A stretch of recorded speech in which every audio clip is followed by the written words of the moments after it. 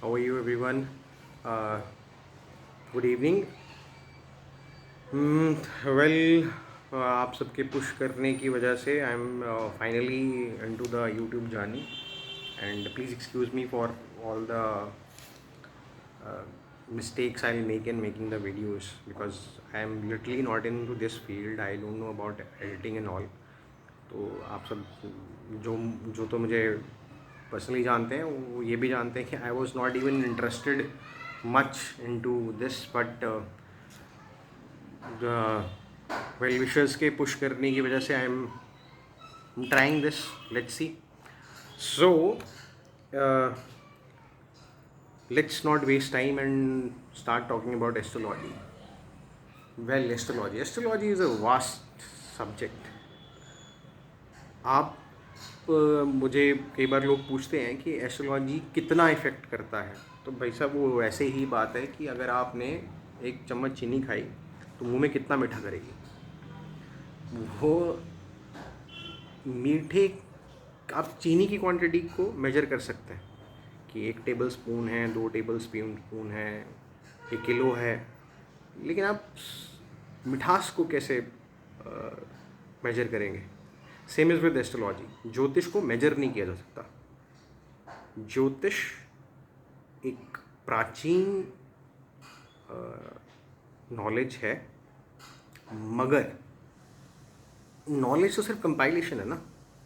जो हो रहा था उसका कंपाइलेशन किया गया, उस पर रिसर्च करी गई कि जो हो रहा है वो कैसे हो रहा है. लाइक ग्रेविटी की ग्रेविटी है, और अगर हम लॉ ऑफ ग्रेविटी को नहीं भी हम डिस्कवर करते तब भी ग्रेविटी तो थी. तब भी जो चीज़ ऊपर जा रही थी वो नीचे ही आएगी. लेकिन जब उसको हमने स्टडी कर लिया तो हमने लॉज ऑफ मोशंस बना दिए. Same is with astrology. ज्योतिष के साथ भी बिल्कुल सेम है. वो कितना इफेक्ट करती है सर, फ्रैंकली स्पीकिंग पत्ता नहीं हिलता इसके बिना. और ऐसा नहीं कि ज्योतिष कुछ कर रही है. हाँ, ज्योतिष बता रही है कि पत्ता हिलने वाला है, या पत्ता हिला था, या पत्ता हिल रहा है, तो वो बताएगी. जो एनर्जीज़ ये स्टैटिक और काइनेटिक हम भगवान शिव और माँ पार्वती के रूप में उनको जानते हैं सनातन में. अदर रिलीजन्स के बारे में मुझे नहीं पता कि उनमें इन फॉर्म्स को कैसे डिफ़ाइन किया जाता है, लेकिन सनातन धर्म जो है उसके जो हमारे पास उसका जो भी रिकॉर्ड्स हैं उसमें स्टैटिक एनर्जी को हम भगवान शिव से और काइनेटिक एनर्जी को माँ पार्वती से सिंबलाइज करते हैं. हम कहते हैं कि भगवान जो शिव हैं वो शक्तिधर हैं और माँ पार्वती जो है वो शक्ति हैं. तो कर तो वही रहे हैं. एस्ट्रोलॉजी सिर्फ आपको ये बता सकती है कि ऐसा होने वाला है, या ऐसा हुआ था, या ऐसा हो रहा है. नाउ टॉकिंग अबाउट एस्ट्रोलॉजी के डिफरेंट स्कूल्स हैं, स्कूल्स ऑफ थॉट हैं. जैसे अगर हम बेसिक जो लगन चार्ट बेस्ड जो एस्ट्रोलॉजी है, palmistry, reiki, tarot reading and all, इस सब के बारे में नहीं जानता हूँ. इसके बारे में मैं जानता भी नहीं हूँ और इसके बारे में मैं कमेंट भी नहीं करूँगा. लेकिन जो हम चार्ट बेस्ड जिसमें हम 9 प्लैनेट्स 12 हाउसेस की बात करते हैं, वो बेसिकली 3 तरह की एस्ट्रोलॉजी जो है इन प्रैक्टिस है, और इसकी नॉलेज कंपाइलेशन भी है. उसमें सबसे प्रधान, जो सबसे मानी हुई, सबसे प्रधान, जिसका सबसे ज़्यादा, जिसके प्रिडिक्शन सबसे ज़्यादा, जिसके वाइबल हैं, जिसके रिजल्ट्स जो हैं वो कहते हैं कि 100% जिसकी प्रिडिक्शंस सही होती हैं वो चार्ट को हम बोलते हैं लगन चार्ट. तो एक तो ज्योतिष है जिसमें प्रधान चार्ट जो है वो लगन चार्ट है. ठीक है, ये एक स्कूल ऑफ थॉट है. और मोस्ट ऑफ द ज्योतिषीज, एस्ट्रोलॉजर्स आज की डेट में सिर्फ इसी को यूज़ करते हैं. इसके अलावा 2 चार्ट और हैं. 2 ऐसे चार्ट तो बहुत सारे हैं, लेकिन 2 स्कूल ऑफ थॉट्स और हैं, जिसमें एक में चंद्र लगन को प्रधान माना जाता है, एक में सूर्य लगन को प्रधान माना जाता है, और तीसरा ये हो गया, तीसरा जो मेन लगन है D1 चार्ट जिसको बोलते हैं। नाउ जो ज्योतिष में मैं प्रैक्टिस करता हूँ तो मैं D1 चार्ट लगन असेंडेंट जिसको बोलते हैं उसी को हम प्रधान मानकर उसी में हम काम करते हैं, उसी के बारे में स्टडी करते हैं, उसी के बारे में मेरी प्रेडिक्शन होती हैं। अब without going into details of the school of thoughts मैं आपको D1 चार्ट के बारे में सिंपल सा एक फंडा बता रहा हूँ। 12 हाउसेस होंगे, ठीक है। सबने कुंडली तो देखी होगी, आजकल ऐप्स हैं सब देख लेते हैं उसमें कि कुंडली कैसी दिखती है। सो उसमें जो सबसे ऊपर सेंटर में जो हाउस है, जो रोम्बस बना होता है सिंगल, वो आपका D1 चार्ट होता है, लगन चार्ट, एंड वो प्रधान चार्ट है। आप जब पैदा हुए हो उस समय को लेके वो चार्ट बनाया जाता है। और ये जो चार्ट होता है ये ऐसा नहीं है कि IST GMT ऐसे नहीं बनता। ये सेलेस्टियल बॉडीज़ की प्रेजेंस जो है उस वक्त पे कहाँ पे कौन सा था, आप जहाँ पे थे उस वक्त वहाँ से कौन सा कॉन्स्टिलेशन पास हो रहा था उस पॉइंट ऑफ टाइम पे, उस प्लेस से, उसको हम मानकर उसको उस कॉन्स्टिलेशन, उस राशि को मानकर आपका लगन चार्ट बनता है।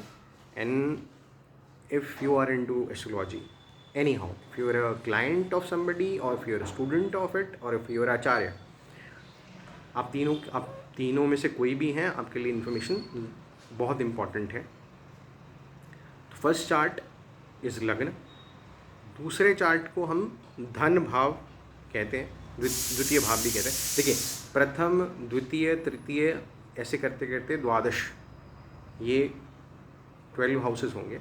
इसके अलावा इनके नाम क्या होते हैं वो मैं आपको बता रहा हूँ। फर्स्ट को लगन कहते हैं, दूसरे को धन कहते हैं, तीसरे को सहज, फोर्थ को सहिद्र, फिफ्थ को संतान कहते हैं, और सिक्स्थ को रिपु, सेवन्थ को स्त्री, आयु, देन धर्म, कर्म, आय व्यय। ओके, सो अब इन हाउसेस को अब हम देखेंगे। जैसे आप जब अपना चार्ट खोलोगे तो फर्स्ट हाउस में 1 नहीं लिखा होगा, ज़रूरी नहीं कि 1 लिखा हो, सॉरी 1 लिखा हो सकता है लेकिन ज़रूरी नहीं कि 1 लिखा हो। तो जो भी वहाँ पे नंबर लिखा है that number of rashi is your लगन।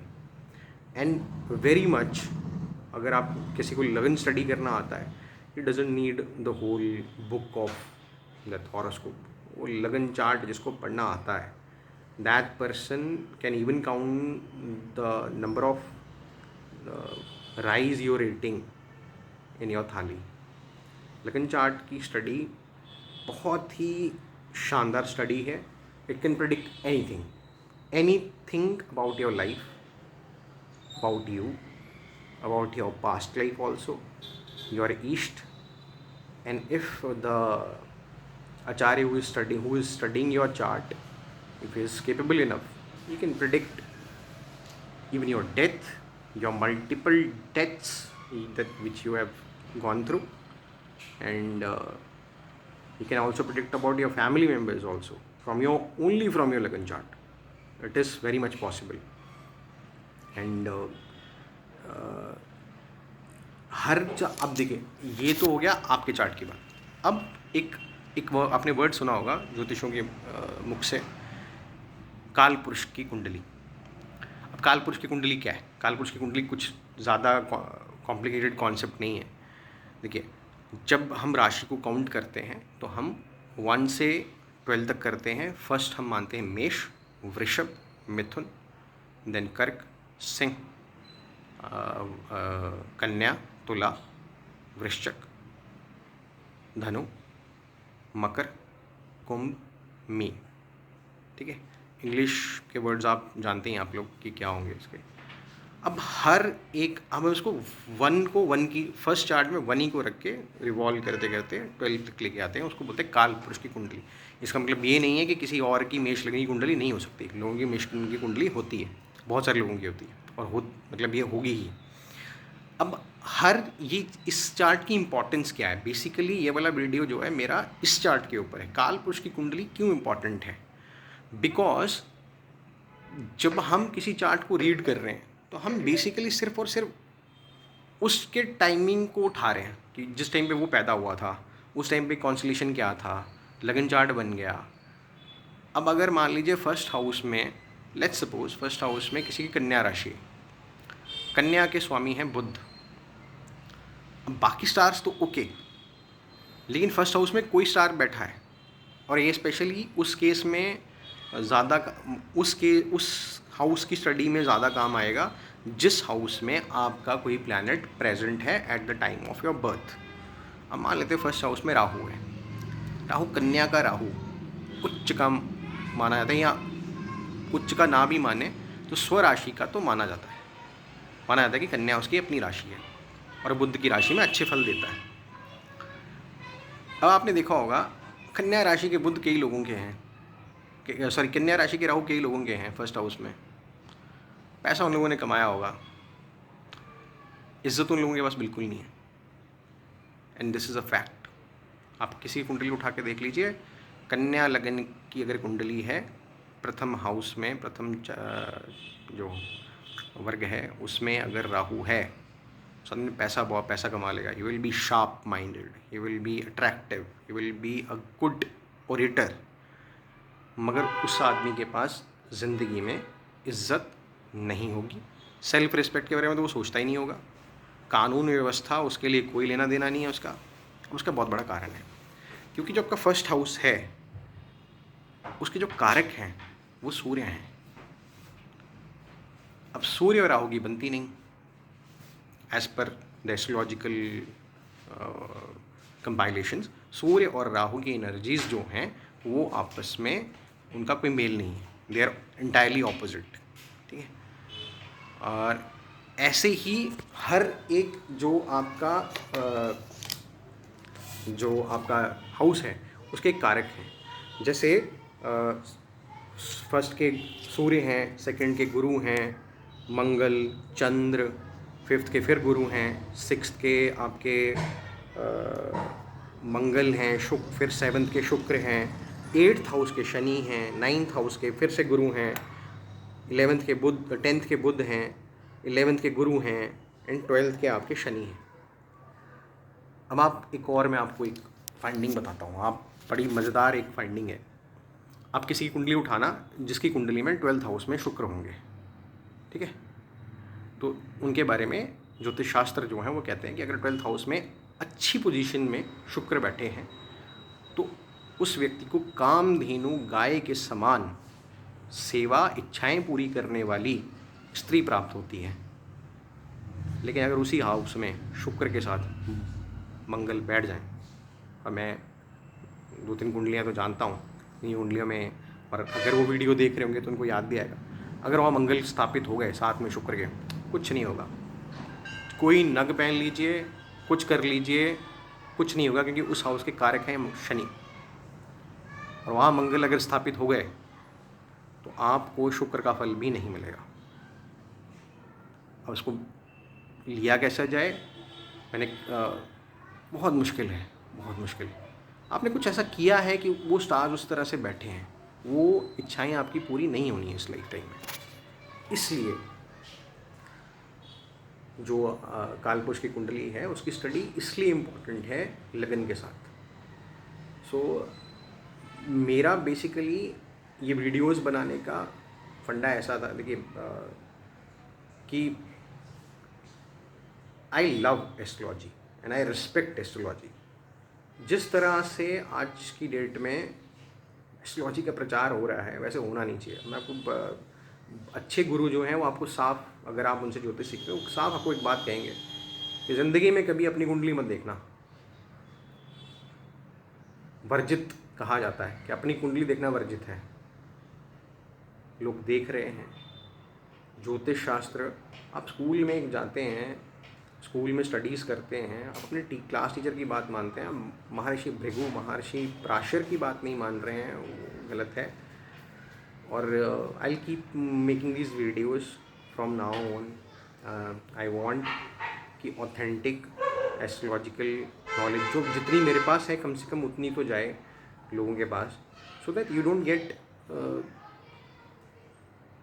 trapped into the lucrative schemes of the nowadays वाली एस्ट्रोलॉजी। एक क्वेश्चन और मेरे पास आया था कि भैया ये एआई बेस्ड एस्ट्रोलॉजी का कैसा है फंडा। देखिए एआई जितना, आई एम नॉट एआई एक्सपर्ट, लेकिन एस्ट्रोलॉजी में if not expert I am good at it. तो मैं एस्ट्रोलॉजी का एक आपको बात बताता हूँ, और शायद मेरा लास्ट वीडियो में भी मैंने ये बात बोली थी। आपके पास एस्ट्रोलॉजिकली स्पीकिंग आपके पास जो लोग आएंगे ना, जिनके चार्ट्स आपके पास आएंगे रेमेडीज़ के लिए, वो वही आएंगे जिनकी रेमेडीज़ आप कर सकते हैं। जिनकी रेमेडीज़ आप नहीं कर सकते ना आपके चार्ट के अकॉर्डिंग, वो आपके पास नहीं आएंगे, कभी नहीं आएंगे। किसी का तो आपके पास आपके एंटी स्टार्स के ग्रेक के चार्ट्स नहीं आते, मैंने नहीं देखा, बहुत रेयर है। जैसे बहुत बड़ी बड़ी टीम्स हैं, जैसे बहुत बड़े बड़े ज्योतिषी हैं जिनकी टीम्स में 100-200 लोग हैं, उनके पास जाते हैं, उनके पास सभी चार्ट जाते हैं। पर अब आप यहीं पे क्वेश्चन आएगा कि उनके पास तो सारे चार्ट जा रहे हैं, वो उनमें से वो खुद कितने चार्ट देख रहे हैं। इट इज़ ऑलरेडी रिटन कि आप किसका चार्ट देखेंगे, किसकी रेमेडी आप दे सकते हैं।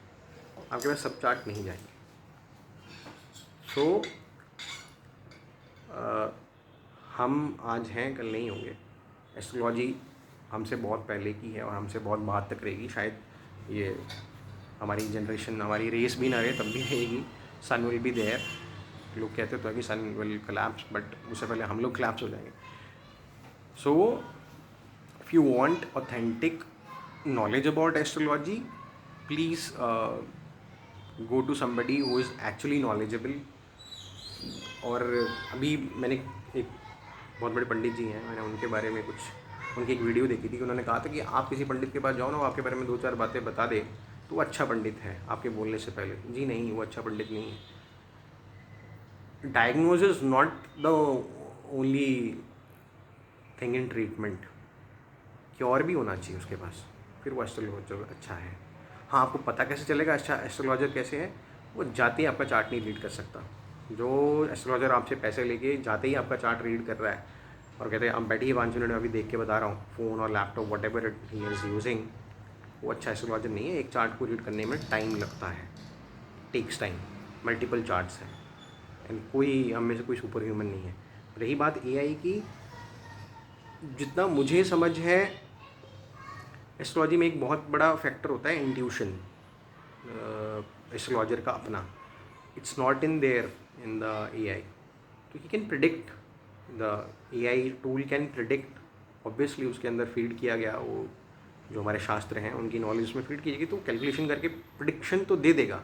लेकिन आपको सूटेबल रेमेडी कौन सी है वो या तो एक्सपीरियंस से पता होगा एस्ट्रोलॉजर को, या उसका अपना इंट्यूशन होगा। जैसे मंगल की बहुत सारी रेमेडीज़ हैं, हनुमान जी की भी उपासना होती है, कार्तिकेय जी की भी होती है, माता बगलामुखी की भी होती है, भगवान भैरव की भी होती है, भगवान शिव की भी होती है, माँ दुर्गा की भी होती है उसके लिए। तो आपके लिए कौन सी सूटेबल होगी वो एआई नहीं बता पाएगा। आई डोंट थिंक वो आज से 1000 साल बाद भी नहीं बता पाएगा, बिकॉज आप कितना स्टडी कर लोगे यार। हर आदमी का चार्ट अलग है, हर आदमी की डिग्री अलग है लगन की, हर आदमी का मंगल का डिग्री अलग है, और सब एक चार्ट में तो चलो उठा लोगे D1 में, मल्टीपल चार्ट्स हैं, कैसे उठाओगे? It's not that easy. Predictions के लिए I think it's a good tool, predictions के लिए it's a very good tool. तो you can use it for predictions, but अगर आपको दिखता है कुछ प्रॉब्लम है जिस प्रिडिक्शन के अगेंस्ट आपको रेमेडी चाहिए, go to a experienced astrologer. With this I will close my video. And मुझे एक सजेशन आया था कि आप शॉर्ट वीडियोस बनाएं, बट शॉर्ट वीडियोस में ना फिर रील्स ही बन सकती हैं, तो और रील्स बनाना मेरा पर्पस नहीं है। I am only here to give the knowledge which I have, an authentic knowledge, और I am not offending anybody. Thank you for the suggestion. अब रील्स बनाऊंगा तो I will make short reels, and जब अभी if we are covering a topic, जैसे आज इनको ये था कि ये वाला अपना काल पुरुष की कुंडली वाला चार्ट जो है उसको मेरे को उस टॉपिक को थोड़ा सा कवर करना था, तो उसमें थोड़ा बड़ा वीडियो ही बनेगा। I am very sorry for this. छोटा वीडियो बनाना पर्पस नहीं है मेरा। मेरा purpose, I don't want to attract people. I want to dispense whatever I have. With this, thank you so much.